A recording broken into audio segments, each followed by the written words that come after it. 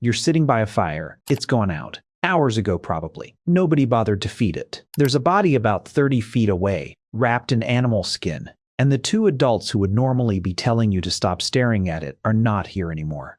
They have not been here for 3 days. You are maybe 6 years old, and you are completely on your own. No social worker is coming. No court is assigning you a guardian. There is no concept of an orphanage. No number to call. No system of any kind designed to notice that you exist and that you are currently very, very alone in a world containing wolves. So what actually happened to you? What happened to the millions of children across hundreds of thousands of years of human history whose parents simply died from disease, from violence, from a bad hunt, from childbirth itself, leaving a small human with no resources, no defenses, and a brain that wasn't even done growing yet? The answer is stranger than they died too. It's more complicated than someone took them in. And once you understand what these children actually went through, you will never look at the phrase, "it takes a village," the same way again. Let's start from the very beginning. Here's something that should probably make you a little uncomfortable before we even get into the evidence. Run the numbers on ancient mortality rates, and the conclusion is unavoidable. Orphanhood wasn't rare in prehistoric and ancient societies. It was structural. It was baked into the system. Bioarchaeologists estimate that in many ancient populations, somewhere between 1/4 and 1/2 of all children lost at least one parent before reaching adulthood. Maternal mortality during childbirth alone could run as high as 1 in 20 births in some pre-modern populations, repeated across a woman's entire reproductive life. Do that math across 5 or 6 pregnancies, and the odds stop being reassuring fast. Add hunting accidents. Add infectious disease with zero understanding of germ theory. Add violence between groups, which was a genuine and recurring feature of small-scale societies. Add the simple fact that life expectancy at birth in many ancient populations hovered somewhere in the 20s to 30s. This means something specific. It means a meaningful percentage of every single generation of children grew up for at least part of their childhood without one or both biological parents. That is not a tragic edge case.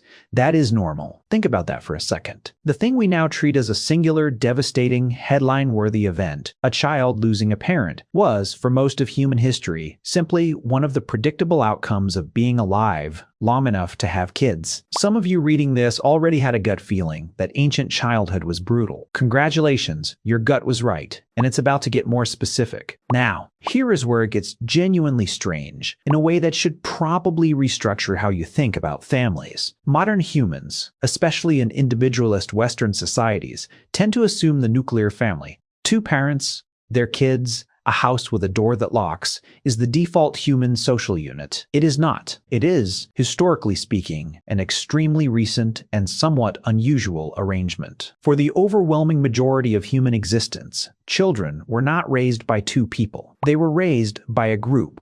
Anthropologists studying contemporary hunter-gatherer societies, the closest living analogs we have to how humans lived for roughly 95% of our species' history, found something that reframes the entire orphan question. In a landmark set of studies on the Hadza of Tanzania and the Aka of Central Africa, researchers documented what's called cooperative breeding, or alloparenting. Children were cared for not just by biological parents, but by an entire rotating cast of grandmothers, aunts, older siblings, cousins, and unrelated adults in the camp. A 2000 study published by anthropologist Kristen Hawkes on the Hadza specifically identified grandmothers as a critical survival resource. So critical that researchers built an entire evolutionary theory around it called the grandmother hypothesis, arguing that human menopause itself evolved specifically because post-reproductive women became more valuable raising grandchildren than having more of their own. Let that sink in. Your grandmother's entire biological category might exist because dead parents were such a common problem that evolution needed a backup system. In societies structured like this, orphan doesn't really function as a category the way it does for us. If your mother dies, there are already 3 or 4 other women in camp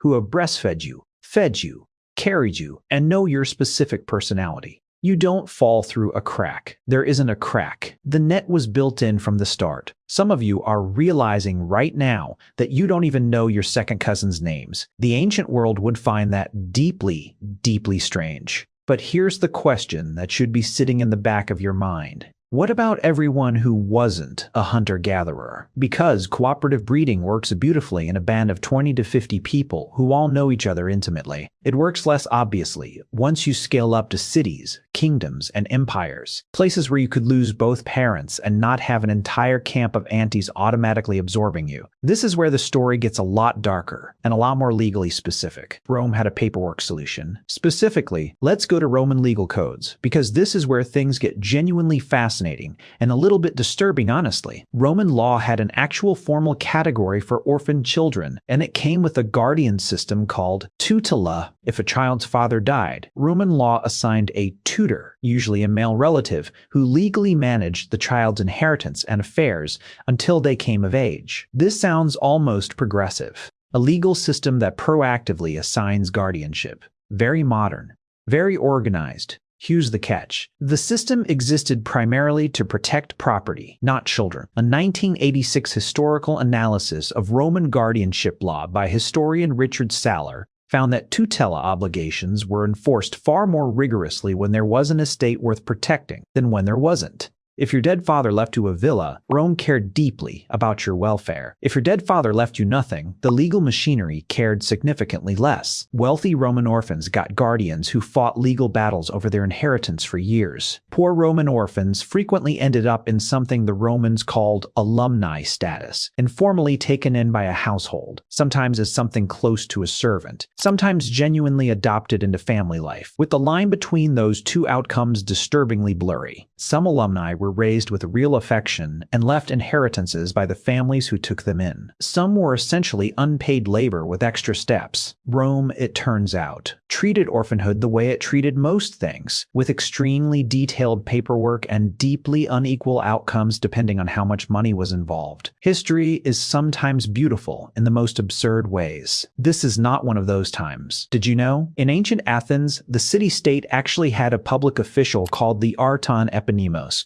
whose responsibilities specifically included legal oversight of orphans and heiresses. Athens was running something resembling a primitive child protective services office over 2,000 years before the concept formally existed anywhere else. The fact that they needed one tells you everything about how common the problem was. So Rome had paperwork. Athens had a designated bureaucrat. But what happened in places with no formal state apparatus at all? What happened when there was no archon, no tutor, no legal code, just a kid in the community deciding informally what to do with them? Something that should probably make you a little uncomfortable. Again, sorry, we're not done being uncomfortable. Not every ancient society absorbed orphan children with warmth. Some absorbed them with cold, practical calculation. In resource-scarce environments, and most ancient environments were resource-scarce by modern standards, an extra mouth to feed was not automatically welcomed. Anthropological and historical evidence across multiple ancient cultures documents practices ranging from genuine adoption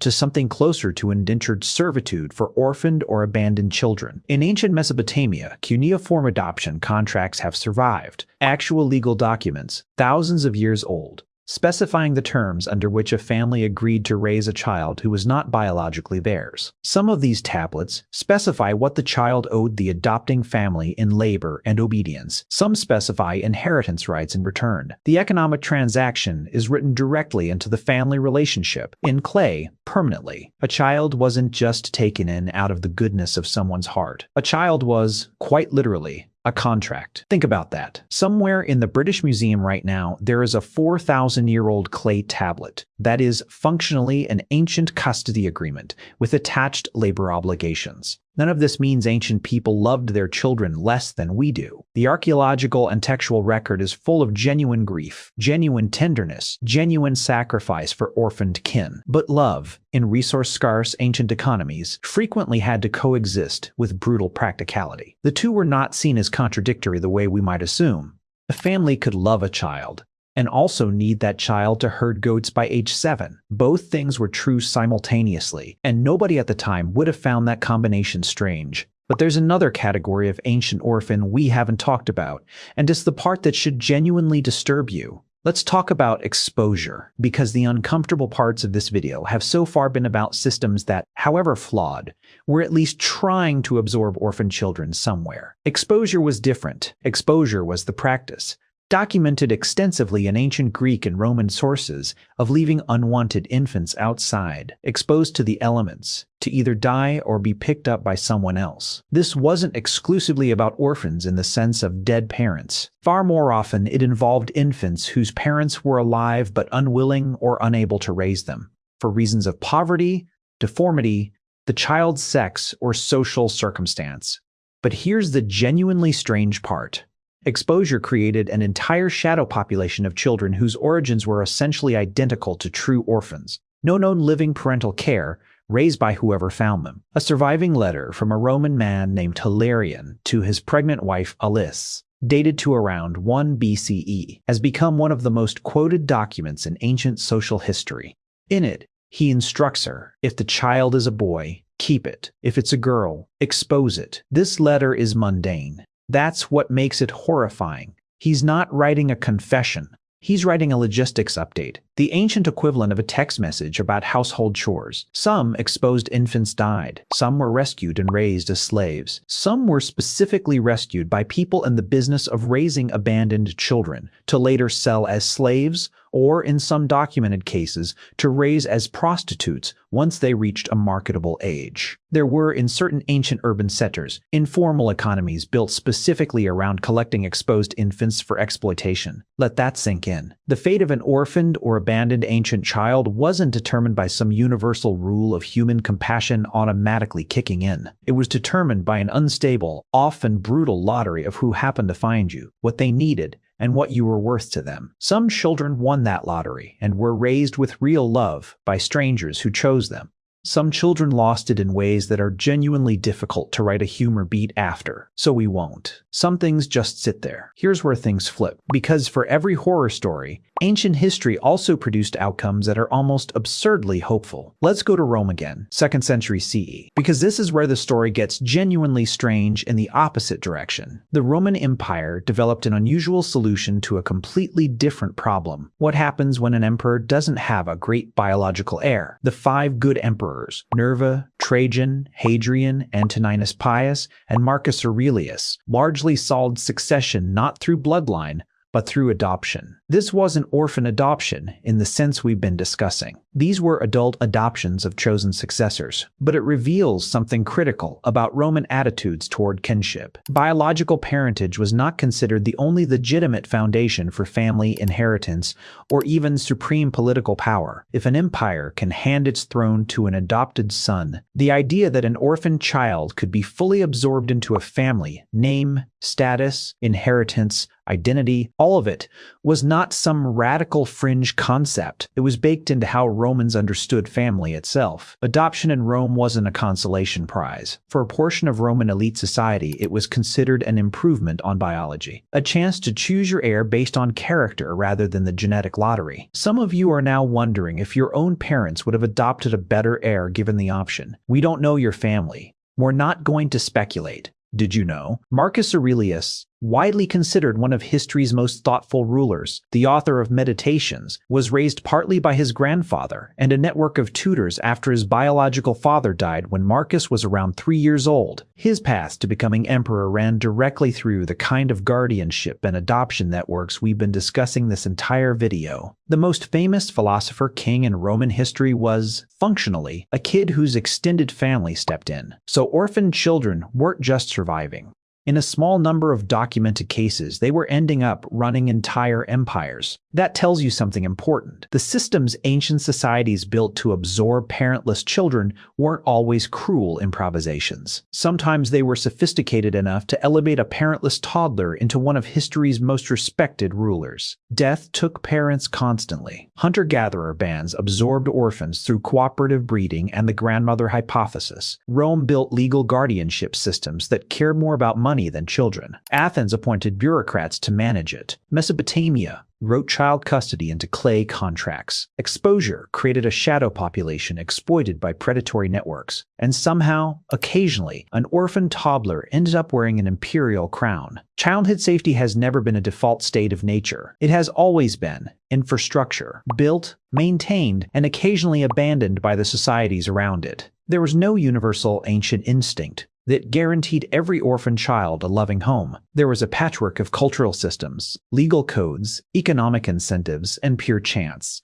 And which one caught you determined whether you became an emperor or a transaction written on a clay tablet. We like to imagine ancient communities as inherently warmer, more connected, more naturally protective of children than our fragmented modern world. And sometimes, with grandmothers, with alloparenting bans, with adoptive Roman fathers who genuinely love the sons they chose, that was completely true. But here's the twist. The same closeness that allowed ancient communities to absorb orphaned children so effectively also made those children deeply, structurally vulnerable to whoever happened to be standing nearest when the parents died. There was no anonymous neutral state system to fall back on. There was no minimum standard of care guaranteed by law, regardless of how anyone personally felt about you. Your entire future depended on the character of specific individuals who happened to be nearby. We've spent decades building bureaucratic, impersonal child protection systems, specifically because personal, informal, community-based systems, the exact systems ancient orphans depended on, failed often enough and badly enough that someone eventually decided cold paperwork was safer than warm uncertainty. Sit with that for a second. The system we sometimes complain about for being too impersonal, too bureaucratic, too slow, exists as a direct historical response to just how badly things could go when care depended entirely on the goodwill of whoever happened to be nearby. Somewhere right now, the bones of a 6-year-old child who lost both parents 14,000 years ago are sitting in a museum drawer or still in the ground. Identity completely unknown, fate completely unknown, raised by people whose names did not survive into any written record at all. We will never know if that child became someone's emperor, someone's alloparented grandchild, someone's clay tablet labor contract, or someone left by a fire that nobody came back to feed. That uncertainty is the most honest thing in this entire video. If this changed how you think about ancient childhood, hit that like button right now and subscribe. Because next time we're asking something that sounds simple but goes genuinely deep. What did ancient humans actually think happened to you after you died? The answer is far stranger and far more varied than heaven or hell. See you in the next one.